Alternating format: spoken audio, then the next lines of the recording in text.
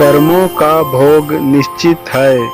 एक सिद्ध आचार्य अपने शिष्यों के साथ तीर्थ यात्रा पर निकले।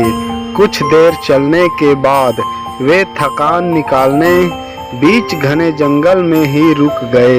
इतने में आचार्य को कुछ आवाजें सुनाई दी। ध्यान से सुनने पर आचार्य को समझ आया कि यह कुछ लोगों के रोने की आवाज है।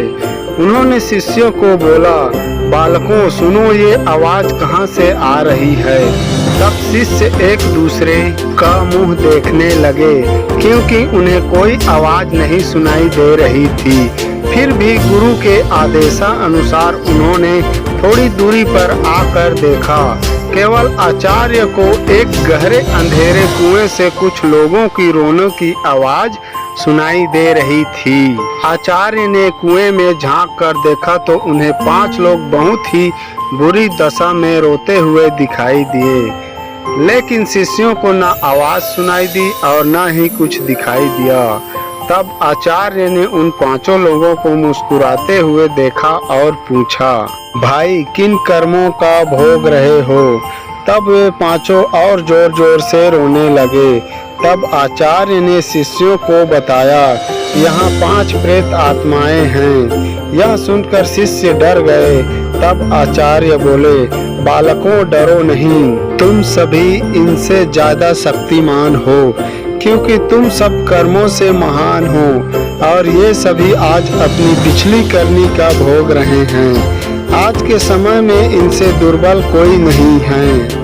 तब शिष्य ने पूछा, उन्होंने ऐसा क्या किया है। तब पहली आत्मा ने उत्तर दिया कि वह पिछले जन्म में ब्राह्मण था, भिक्षा मांगता था, लेकिन उस भिक्षा को भोग विलास में खर्च करता था। दूसरे ने उत्तर दिया, वह क्षत्रिय था और अपनी शक्ति का दुरुपयोग निर्बल असहाय गरीबों पर करता था। तीसरे ने उत्तर दिया कि वो बनिया था, बस खुद के फायदे की सोचता था और हमेशा मिलावट करके सामान बेचता था, जिस कारण कई लोग मारे गए। चौथे ने उत्तर दिया, वह क्षुद्र था, बहुत आलसी और जिम्मेदारी से भागता था, अपने माता पिता को पीटता था और दिन रात नशा करता था। पांचवें ने उत्तर दिया, वह एक लेखक था, अश्लील कथाएं लिखता था, उसने समाज को वासना का पाठ सिखाया था।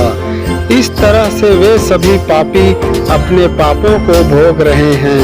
उन्होंने आचार्य से निवेदन किया, आप गुरु हैं, आप दुनिया वालों को समझाएं कि बुराई का रास्ता क्षण की खुशी देता है, लेकिन इसका दंड कई जन्मों तक अंधकार में भोगना पड़ता है।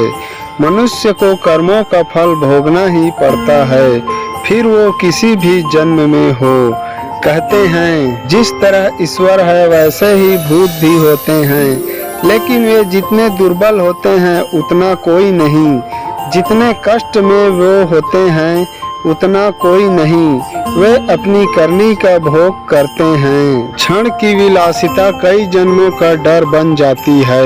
व्यक्ति कितना भी इतराए, नियति उसके कर्मों का हिसाब रखती ही है। इसलिए सदैव सद्धर्म पर चले। अगर गलती हुई भी है तो उसे सुधारें।